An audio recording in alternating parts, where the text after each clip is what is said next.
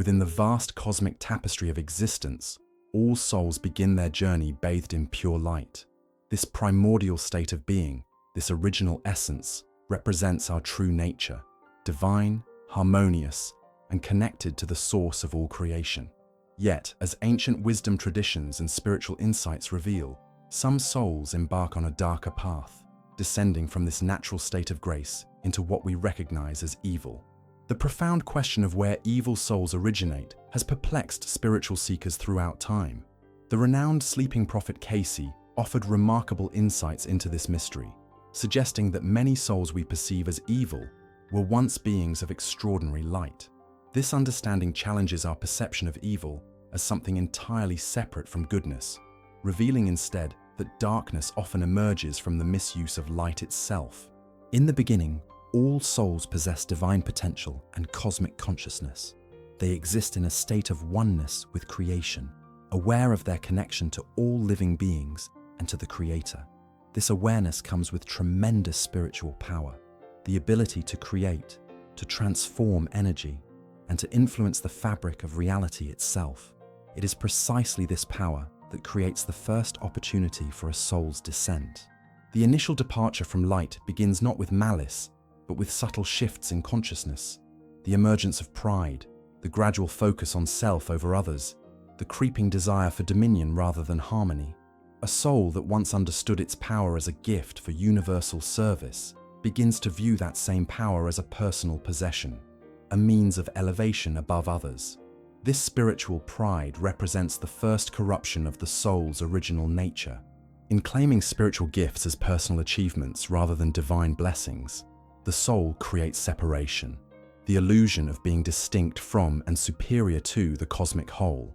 This separation becomes the foundation upon which further distortions build. As this separation deepens, the soul increasingly misuses its spiritual power. What was once utilized for creation and healing becomes directed toward control and domination.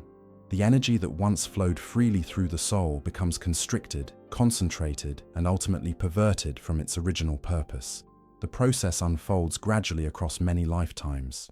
With each choice that reinforces separation and self-importance, the soul's vibration lowers, its perception narrows, and its connection to divine wisdom diminishes.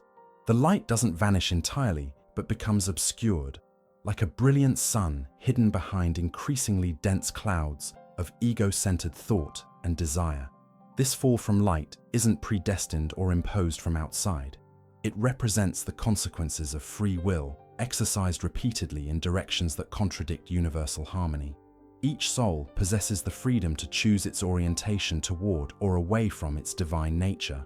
Those that consistently choose paths of separation, domination, and self-aggrandizement eventually manifest what we recognize as evil. Yet this understanding reveals something profound about the nature of evil itself.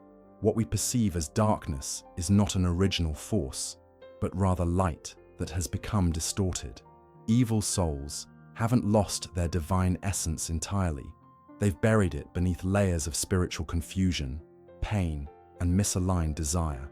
This perspective offers both caution and hope.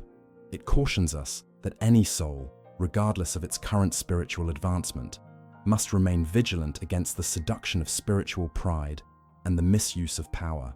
Yet it also offers hope that even the darkest souls retain a divine spark that, under the right circumstances, can be rekindled.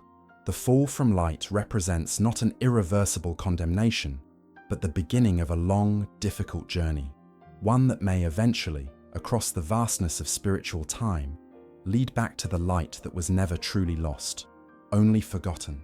Within the spiritual understanding of soul origins, there exists another pathway through which darkness enters creation, the shadow of rebellion.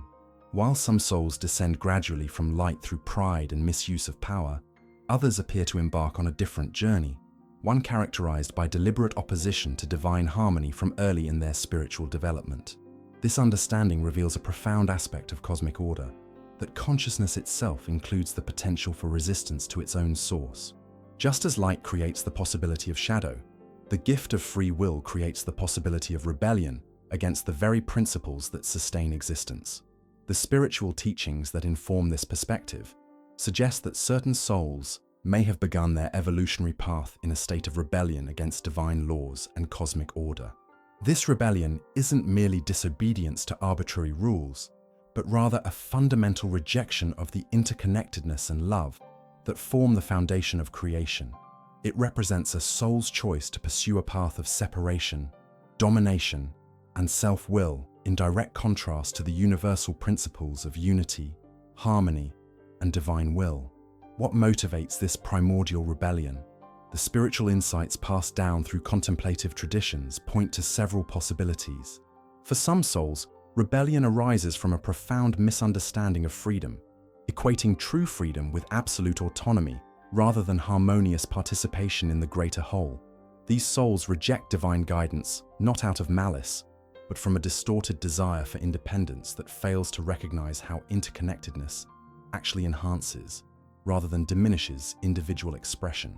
For others, rebellion stems from a kind of spiritual impatience, an unwillingness to follow the natural rhythms of soul evolution, and a desire to claim power and knowledge before developing the wisdom to use them appropriately. This impatience leads to shortcuts that violate universal law, creating spiritual distortions that compound over time. Perhaps most significantly, rebellion often originates in fear. Fear that surrender to divine will means loss of identity, fear that cooperation means weakness, fear that trust leads to vulnerability.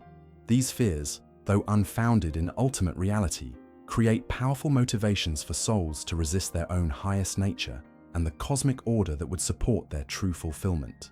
The consequences of sustained rebellion are profound and far-reaching. A soul that persistently chooses opposition to divine principles begins to develop a distorted spiritual essence.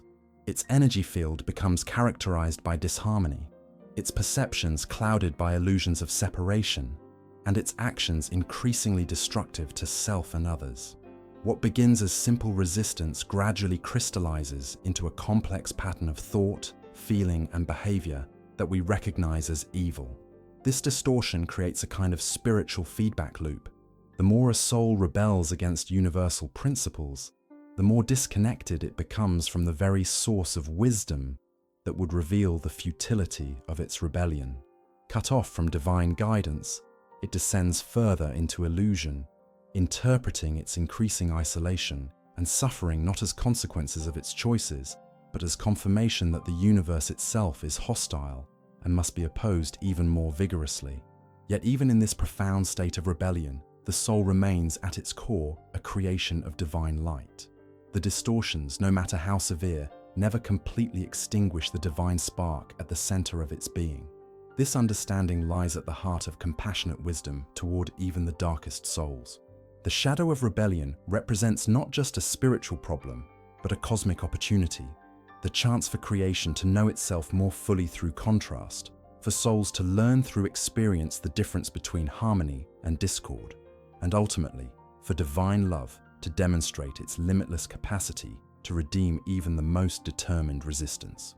In spiritual teachings across traditions, this understanding does not justify evil or minimize its destructive impact. Rather, it places evil within a larger context of soul evolution, revealing that what appears as permanent darkness may actually be a temporary, if prolonged, stage in a soul's journey through the vastness of spiritual time and experience. The journey of a soul through existence unfolds across countless lifetimes, each experience leaving an indelible imprint upon its essence. This profound spiritual principle reveals another pathway through which darkness manifests: the gradual corruption of a soul through the accumulated weight of its own negative actions and choices across incarnations. This process, known in many traditions as karmic corruption, offers critical insight into how beings that began in divine light can transform into vessels of darkness. Karma itself is not punishment, but the natural spiritual physics of cause and effect, operating across the dimensional planes of existence. Each thought, word, and deed generates energy that returns to its source, shaping the soul's vibration and future experiences.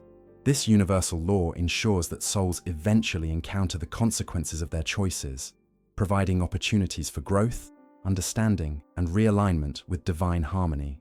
However, When a soul repeatedly engages in actions that violate universal principles, choices rooted in hatred, cruelty, exploitation, or domination, a more troubling process begins. Each negative action creates a corresponding energy pattern within the soul's structure, a kind of spiritual scar tissue that gradually alters its fundamental frequency and orientation. These patterns, left unhealed and repeatedly reinforced, eventually coalesce into what spiritual teachers describe as karmic corruption. The process unfolds gradually and cumulatively. In early stages, the soul retains awareness of its divine nature and feels the dissonance between its actions and its true essence. This discomfort, experienced as guilt, shame, or spiritual unease, represents an internal warning system, a call to return to alignment with higher principles. But if these signals are repeatedly ignored or suppressed, the soul's sensitivity to them diminishes. With continued negative choices across multiple lifetimes, the corruption deepens. The soul begins to rationalize its harmful actions, constructing elaborate justifications that allow it to continue its destructive patterns while avoiding confrontation with the truth of what it has become. These rationalizations further distort its perception, creating a kind of spiritual blindness that makes recognition of its fall increasingly difficult. As this corruption advances, the soul's vibration progressively lowers, drawing it into resonance with denser energetic realms and experiences. Its capacity for compassion, empathy, and spiritual insight weakens, while its tendencies toward fear, anger, and selfishness strengthen. The divine light at its core becomes obscured beneath layers of distortion, like a pure spring buried under accumulated sediment. In its most extreme manifestation, karmic corruption can transform a once luminous soul into what we recognize as evil, a being whose primary orientation has become so inverted that it actively opposes the principles of love, truth, and unity that govern creation. Such souls may derive satisfaction or a distorted sense of power from causing suffering, spreading darkness, or corrupting others. The renowned psychic Cayce offered profound insights into this process, describing how souls can become so entangled in their own negative patterns that they lose all recognition of their divine origin. His readings suggest that what we perceive as evil is often the culmination of countless small choices made across many lifetimes. Not a sudden fall, but a gradual descent into spiritual confusion and misalignment. Yet this understanding, rather than condemning such souls to permanent darkness, reveals the redemptive potential inherent in the karmic process itself. The same law that allows for corruption also ensures opportunity for restoration. Each lifetime presents new choices, new possibilities for recognizing the consequences of previous actions and choosing a different path. The accumulated weight of karma eventually creates such profound suffering that the soul may finally be motivated to seek healing and transformation. This perspective illuminates the complex nature of evil itself. What appears as inherent malevolence is revealed instead as profound spiritual disorientation, a soul lost in its own self-created labyrinth of illusion, acting from a place of deep disconnection from its true nature. Understanding this transforms our response to darkness from simple condemnation to a more nuanced approach that combines appropriate boundaries with compassionate recognition of the divine spark that remains, however hidden, within even the most corrupted being. The teaching of karmic corruption carries both warning and hope.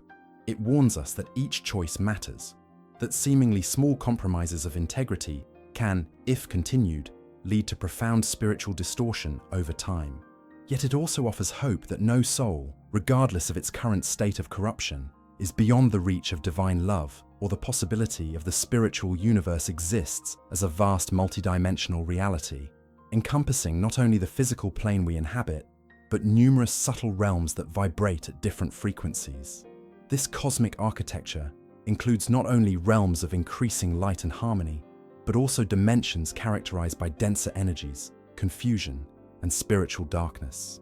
Understanding these lower vibrational realms reveals another critical aspect of how evil manifests in souls, through the influence of dark spiritual environments and the entities that inhabit them. These lower realms are not arbitrary punishments created by divine decree, but natural consequences of consciousness operating at certain frequencies. Just as water naturally seeks its own level, souls gravitate toward realms that match their vibrational state. Those whose energy has become dense through repeated negative choices find themselves drawn to corresponding dimensions where similar energies predominate. Within these darker realms, consciousness takes forms that reflect the distorted spiritual principles operating there. Entities that embody separation, fear, domination, and opposition to divine light. These beings, having lost connection with their original divine nature, exist in states of profound spiritual confusion and suffering, yet often mistake their condition for power or freedom.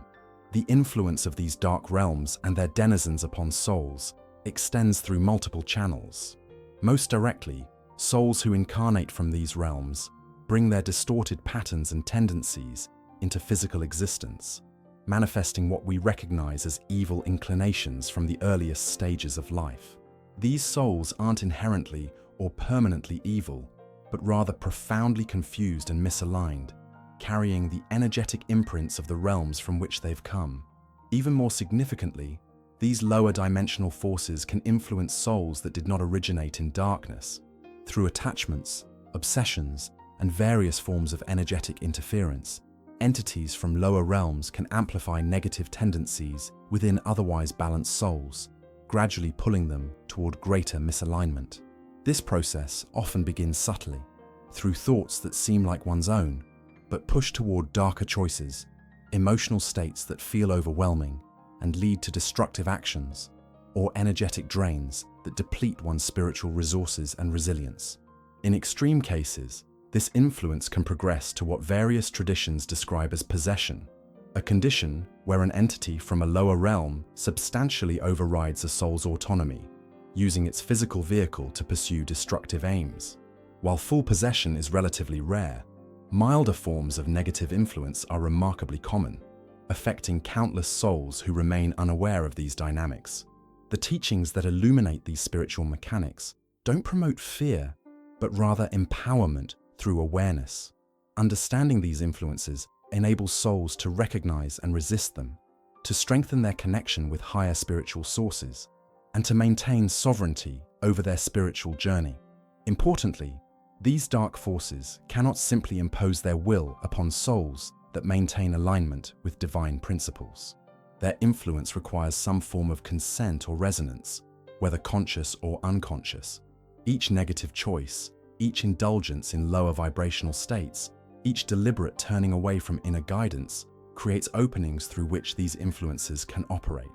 This understanding reveals the profound importance of spiritual vigilance, not from a place of fear, but from recognition of the complex energetic environment in which souls evolve.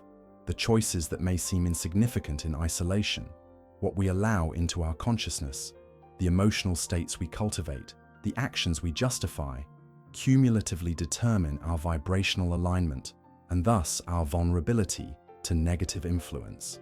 Yet even amid these sobering realities, spiritual wisdom offers profound reassurance. The power of divine light always exceeds the power of darkness. The higher dimensional forces of love, truth, and unity remain constantly available to any soul that sincerely seeks their assistance. No matter how entangled a soul becomes with lower realms, the path back to light always exists.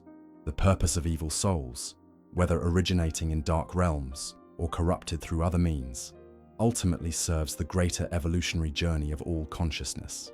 These souls and the challenges they present offer opportunities for other beings to strengthen their discernment, to choose love in the face of hatred, to maintain integrity amid temptation, and to develop compassion that embraces the whole of creation, even its most distorted expressions. This perspective doesn't minimize the very real suffering caused by evil, nor does it suggest passive acceptance of destructive actions. Rather, it places evil within a larger cosmic context where even the deepest darkness serves, however unwittingly, the ultimate triumph of light. The spiritual teachings conveyed through various traditions, including the profound insights of Cayce, consistently affirm that all souls, even those most deeply entrenched in evil, remain children of the divine, temporarily lost but eternally loved, awaiting the moment when they will begin the long journey homeward, back to the light from which they came. If these spiritual insights about the true origins of darkness have illuminated your own journey, please take a moment to subscribe to our channel. Your support allows us to continue sharing these profound teachings that go beyond surface understanding. Leave your thoughts in the comments below. What resonated most deeply with you? Have you experienced the influence of these spiritual principles in your own life? Each comment creates a ripple of awareness that extends these truths to others seeking understanding. Together, we're building a community dedicated to spiritual illumination in a world that desperately needs it. Subscribe now and join us on this journey of discovery.